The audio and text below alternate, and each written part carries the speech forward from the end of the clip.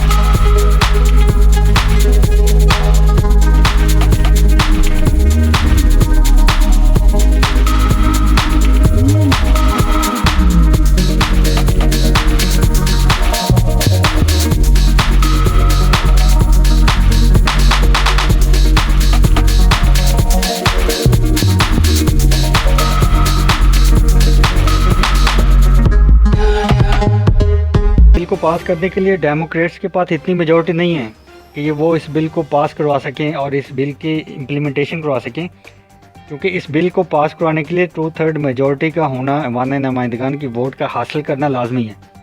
सो अगर देखा जाए डेमोक्रेट्स के पास 2/3 मेजॉरिटी नहीं है, इससे इस पार्टी को ये बिल मेजॉरिटी, ये वोटिंग मेजॉरिटी 2/3 मेजॉरिटी हासिल करने के लिए रिपब्लिकन के तकरीबन 17 ऐवान नुमाइंदगान की ज़रूरत दरकार होगी। उन्हें उनके वोट चाहिए होंगे। लेकिन अमेरिका के ही एक अखबार न्यूयॉर्क टाइम्स के मुताबिक उन्होंने ये दावा किया है कि 20 से ज़्यादा मेंबरान जो रिपब्लिकन पार्टी से ताल्लुक़ रखते हैं वो इस बिल की हमायत में वोट दे सकते हैं।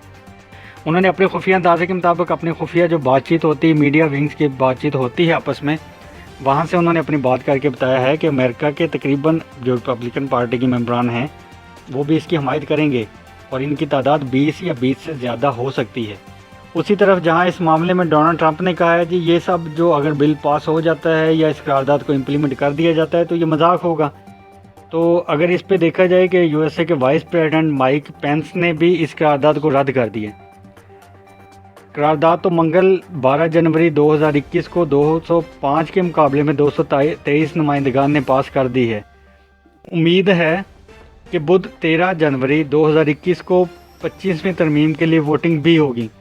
पहले क्या हुआ, पहले बिल पास किया गया, ठीक है। जब बिल पास हो जाता है तो दोबारा तरमीम को अपनी ऐवान नुमाइंदगान में पेश किया जाता है।